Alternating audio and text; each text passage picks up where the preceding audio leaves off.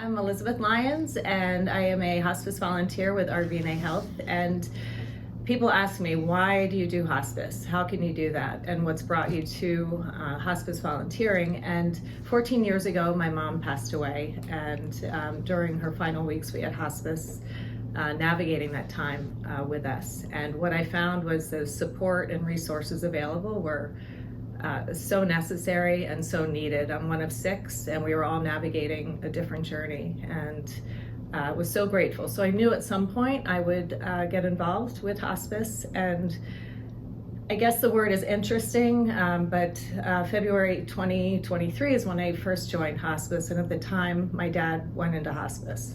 So it was really truly paralleling what was going on in my life. And what I think was not only the program that I went through for the training, but was the RVNAhealth family.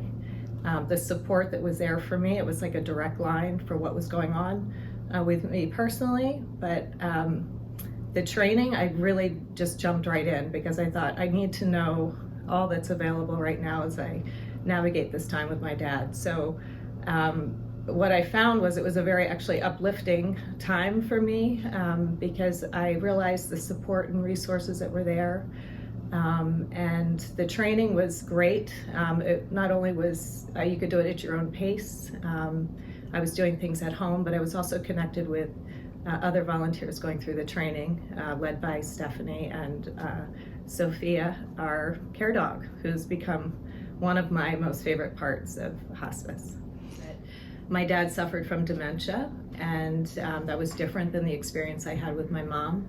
And what I realized was I was introduced to the power of music with dementia patients. And so I was able to use that training of, I remember watching the documentary, learning that the part of the brain that listens and is impacted by music is not necessarily impacted by dementia. So it opened up a whole way for me to communicate with my dad. My next visit, I went and I played his favorite songs. He was singing songs. He was honored as a vet in his final weeks, and he sang the Air Force Academy song. I'd never heard him sing that before. So it's really just invaluable what I've been able to take away from my experience with hospice.